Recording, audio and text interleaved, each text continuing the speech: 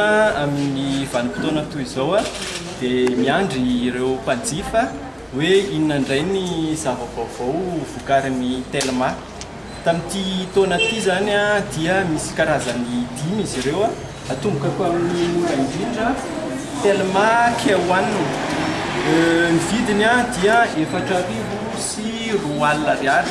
Telefona faran'izay tsotra ilay izy miaraka amin'ity fiarovana ity ary efa azo anaovana internet. Ny manaraka dia telefona efa nahafapo antsika hatramin'ny herintaona Telma Like 3G Plus. Ny vidiny ankehitriny dia 4,3 ariary. Ity ilay azo atao modem USB. Dia vaovao be amin'ity saoty Telma Like 3G Plus. Ny écran dia ngeza kokoa ary efa misy wifi izy ity. Ny vidiny 4,5 ariary ary efa misy bokotra Facebook sy M-vola morana ny fiainantsika.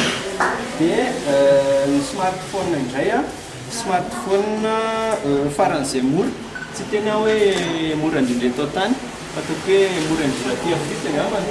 Ny vidiny dia 4,7 ariary Telma Touch, mitovy endrika amin'ireny iPhone 4 na 4S ireny, Android ilay izy ary efa misy an'ity fiarovana ity ihany koa miaraka aminy.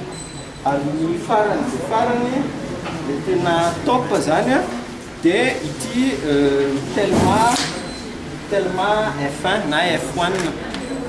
Tena manify kely ilay izy tena manify kely ary ngeza be ny écran.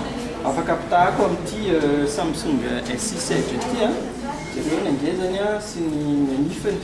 Ity indray zany dia miaraka amin'ny flip cover sady fiarovana zany ity no manome endrika azy.